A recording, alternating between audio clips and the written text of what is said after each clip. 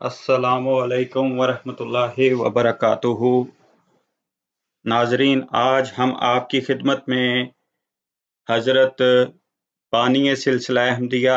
मिर्ज़ा ग़ुलाम अहमद अलैहिस्सलाम मसीह मऊद व महदी मऊद की सदाकत के चंद दलाइल लेके हाजिर हुए हैं, जिसके अंदर हम कुरान करीम की सूरह अल-हाक़ा का मुतालिया करते हैं और देखते हैं कि खुदा ताला इसमें हमारे लिए क्या हुक्म करता है। وَلَوْ تَقَوَّلَ عَلَيْنَا بَعْضَ الْأَقَاوِيلِ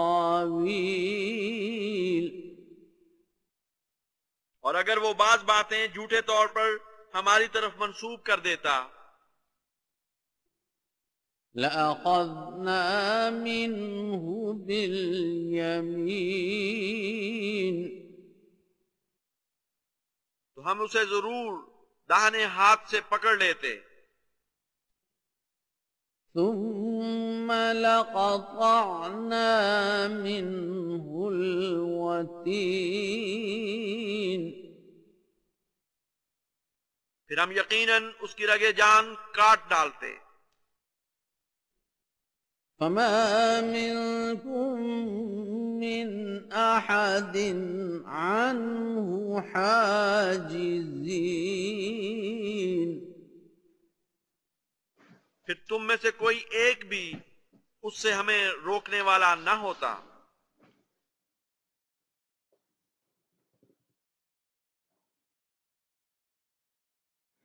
جی، جیسا کہ اب آپ نے ان آیات کو سنا بھی، خدا تعالیٰ ان آیات میں ہماری یہ رہنمائی کر رہا ہے کہ اگر کوئی نبی خدا کا مامور خدا کی طرف جھوٹی باتیں منسوب کرے تو خدا تعالیٰ اس کو دائنے ہاتھ سے پکڑ لیتا ہے اور اس کی رگے جان کاٹ دیتا ہے، اور پھر لوگوں میں سے جو بھی کوئی اس کی مدد کرنا چاہتا ہے وہ اس کی مدد نہیں کر پاتا، کیونکہ خدا تعالیٰ تمام لوگ جانتے ہیں کہ بہترین، کامل حکمت والا اور غلبے والا ہے۔ انہی آیات کی تفاسیر کے اندر ہم دیکھتے ہیں کہ گزشتہ زمانے کے مفسرین اور بعض اہل علم لوگوں نے کیا فرمایا ہے۔ جب ہم دیکھتے ہیں تفسیر حقانی کے اندر انہی آیات کے نیچے دیکھتے ہیں کہ لکھتے ہیں کہ اگر وہ ہم پر اپنی طرف سے کوئی بات بھی بناتا تو ہم اس کا دائنا ہاتھ پکڑ کر اس کی گردن مار دیتے۔ پھر ایک منطقی نتیجہ بیان کرتے ہیں کہ دنیاوی بادشاہ، فرامین اور احکام شاہی میں جال کرنے والے یا جھوٹے مدعی کو بنظر انتظام مملکت نہیں چھوڑتے، پھر خداوند عالم نبوت کے باب میں جھوٹے مدعی کو کب سلامت چھوڑے اور اس کو سرسبز ہونے دے۔ اسی معیار کو ہمارے ایک بہت مخالف مولانا ثناء اللہ امرتسری صاحب حضرت محمد مصطفیٰ صلی اللہ علیہ وسلم کی صداقت کے دلائل کے اندر یہود اور نصارہ کی خدمت میں پیش کرتے ہیں، اور حضرت اقدس کی نبوت کی دلیل چہارم کے نیچے لکھتے ہیں کہ کاذب مدعی کی نبوت کی ترقی نہیں ہوتی۔ واقعات گزشتہ سے بھی اس امر کا ثبوت پہنچتا ہے کہ خدا نے کبھی کسی جھوٹے نبی کو سرسبزی نہیں دکھائی۔ اسی کے حاشیہ کے اندر لکھتے ہیں، یہی تمثیل ہے کہ دعوی نبوت کاذبہ مثل زہر کے ہے، جو کوئی کھائے گا ہلاک ہوگا۔ اسی کے اندر تفسیر ماجدی، جس میں مولانا دریابادی عبد الماجد دریابادی صاحب لکھتے ہیں انہی آیات کے نیچے، یعنی ان کا دعویٰ کس طرح سرسبز نہ ہونے دے گا، یعنی جھوٹے مدعیان کا دعویٰ کسی طرح سرسبز نہ ہونے دیتے اور اسے یہی سزا دیتے۔ پھر اس کو مزید ہم دیکھتے ہیں کہ اس معیار کو قرآن کریم سے پہلے بھی کتب کے اندر خدا تعالیٰ نے پیش کیا ہے۔ جب ہم موجودہ بائبل کو بھی دیکھتے ہیں تو اس میں زبور کے اندر پہلے باب کے छठे फिक्रे में ये बात बयान की है क्योंकि खुदावंद साधकों की राह पहचानता है, लेकिन शरीरों की राह निस्तो नाबूद हो जाएगी। इसी बात को एक बहुत बड़े बुजुर्ग हजरत मौलाना रहमतुल्लाह किरानवी रहमतुल्लाह अलैह अपनी किताब अज़ाल औहाम में जो असाइयों के रद्द में लिखी गई थी, उसी में इसको नबूवत की 8वीं दलील के बाब में दर्ज करते हैं। ज़बूर अव्वल की आयत 6 में, क्योंकि खुदावंद साधकों की राह जानता है पर शरीरों की राह नाबूद हो जाएगी।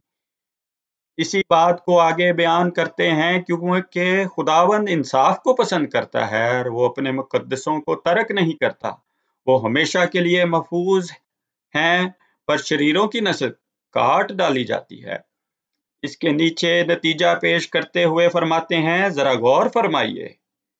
कि अगर अल-फर्ज़ महाल हजरत मोहम्मद मुस्तफ़ा सल्लल्लाहु अलैहि वसल्लम झूठे होते तो उनका तरीका निस्तो नाबूद कर दिया जाता, उनका दीन तरक्की ना कर पाता, मगर वो 1300 साल से आज तक कायम है और बफजले तो ताला रोज ब रोज तरक्की कर रहा है। उनकी मिल्लत का आफताब शर्क से गरब तक चमकता है। इस मजहब के हामिल लोगों की इक्तदा यूरोपीय ममालिक, स्पेन, यूनान, हंगरी, बल्गारिया वगैरह तक जा पहुंचा है। अब ये वो बात है जिसको पहले जमाने के बुजुर्गान ने भी रसूलुल्लाह सल्लल्लाहु अलैहि वसल्लम की सदाकत की दलील के तौर पर पेश किया, और आज के जमाने के भी लोग जब मुखालिफीन इस्लाम के को रसूलुल्लाह सल्लल्लाहु अलैहि वसल्लम की पेशगोइयां दिखाते हैं, रसूलुल्लाह सल्लल्लाहु अलैहि वसल्लम के सदाकत के दलाइल दिखाते हैं, तो उनमें ये दर्ज करते हैं बाइबल और मोहम्मद रसूलुल्लाह सल्लल्लाहु अलैहि वसल्लम के नाम से लिखी जाने वाली किताब के अंदर 5वीं निशानी के तौर पे इसी बात को पेश किया जाता है कि झूठे नबियों ने ऐसे दावे किए और उनका जो अंजाम हुआ दुनिया जानती है। आपकी मौत भी तबई थी और यही निशानी तौरात में बयान की गई। ज़बूर में भी लिखा है, तू उनको जो झूठ बोलते हैं हलाक कर देगा, शरीरों के बाजू तोड़ दिए जाएंगे, लेकिन खुदावंद सादक को संभालता है। लेकिन शरीर हलाक होंगे, खुदावंद के दुश्मन चरागाहों की सब्जी की मानद होंगे, वो फना हो जाएंगे और धुएं की तरह रह जाएंगे। नेज झूठा नबी कत्ल होगा, लिहाजा ये तस्लीम करना पड़ेगा कि अगर मोहम्मद मुस्तफ़ा सल्लल्लाहु अलैहि वसल्लम सच्चे ना होते तो कत्ल किए जाते। अल्लाह उनके तरीके और दावत को मिटा देता, उनको जलील करता, उनके जिक्र को रूए जमीन से मिटा देता और इनके बाजुओं को शिकस्ता करके धुएं की तरह फना कर देता। आपका दीन दुनिया के किनारों तक जा पहुंचा। नाजरीन, अब आप खुद मुलाहिजा कीजिए कि ये नबूवत की एक दलील है और आप बानी सिलसिला अहमदिया के दावे को सामने रखें जो दावा नबूवत करते हैं खुदा ताला ने उनको तबई वफात दी, उनको कत्ल होने से बचाया, फिर उसके बावजूद उनके सिलसिले को तरक्की देता गया और यहाँ तक कि दुनिया के 200 से ज्यादा ममालिक के अंदर इसको कायम कर दिया और मुखालिफिन की लाख कोशिशों के बावजूद जो है उनका सिलसिला वो तरक्की करता चला जाता है। इसी बात को हजरत बानी सिलसिला अहमदिया अपनी किताब रूहानी खजाइन जिल्द 17 सफ़ा 405 में लिखते हैं, और जैसा कि हम बयान कर चुके हैं, खुदा ताला ने एक बड़ा असूल जो कुरान शरीफ में कायम किया था उसके साथ नसारा और यहूदियों पर हुज्जत कायम की थी। वो ये था कि खुदा ताला काजिब को जो नबूवत या रिसालत और मामूर मिन अल्लाह होने का झूठा दावा करे मोहलत नहीं देता और हलाक करता है। बस हमारे मुखालिफ मौलवियों की ये कैसी ईमानदारी है कि मुंह से तो कुरान शरीफ पर ईमान लाते हैं मगर इसके पेश करदा दलाइल को रद्द करते हैं, और अगर वो कुरान शरीफ पर ईमान लाकर इसी असूल को मेरे सादिक या काजिब होने का मेयार ठहराते तो जल्द तर हक पा लेते। लेकिन मेरी मुखालफत के लिए अब वो कुरान शरीफ के इस असूल को भी नहीं मानते और कहते हैं कि अगर कोई ऐसा दावा करे कि मैं खुदा का नबी या रसूल या मामूर मिन अल्लाह हूँ जिससे खुदा हम कलाम होकर अपने बंदों की इस्लाह के लिए वक्तन व वक्तन राह रास्त की हकीकतें उस पर जाहिर करता है, उसके दावे पर 23-25 برس گزر جائیں، یعنی وہ میعاد گزر جائے جو حضرت صلی اللہ علیہ وسلم کے نبوت کی میعاد تھی، اور وہ شخص اس مدت تک فوت نہ ہو، نہ قتل کیا جائے، تو اس سے لازم نہیں آتا کہ وہ شخص سچا نبی یا رسول یا خدا کی طرف سے سچا مصلح یا مجدد ہے، اور حقیقت میں خدا اس سے ہم کلام ہوتا ہے۔ اب یہ وہ بات ہے کہ قرآن کریم کی مخالفت کریں گے، قرآن کریم کو مہجور بنا دیں گے، کیونکہ قرآن کریم ان کے خلاف ہے۔ لیکن اس کے باوجود بانی سلسلہ احمدیہ اپنے مخالفین اور تمام دنیا کے لوگوں کو مخاطب کر کے روحانی خزائن جلد 9 صفحہ 23 کے اندر فرماتے ہیں، اگرچہ ایک فرد بھی ساتھ نہ رہے اور سب چھوڑ چھاڑ کر اپنی راہ لیں، تب بھی مجھے کچھ خوف نہیں، میں جانتا ہوں کہ خدا تعالیٰ میرے ساتھ ہے۔ اگر میں پیسا جاؤں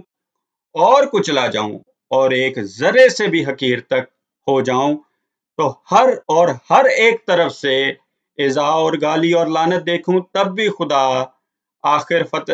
بھی میں آخر فتح یاب ہوں گا۔ مجھ کو کوئی نہیں جانتا مگر وہ جو میرے ساتھ ہے، میں ہرگز ضائع نہیں ہو سکتا۔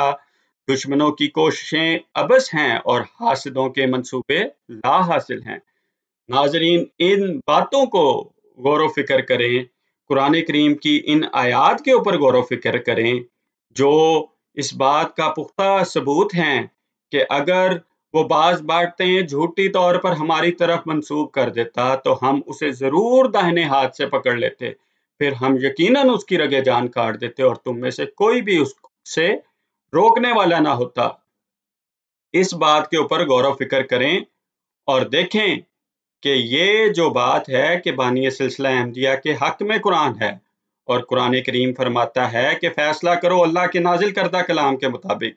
جو اس کلام کے مطابق فیصلہ نہیں کرتا قرآن کریم، انہی کو کافروں میں سے، فاسقوں میں سے اور ظالموں میں سے شمار کرتا ہے۔ جزاکم اللہ واحسن الجزا۔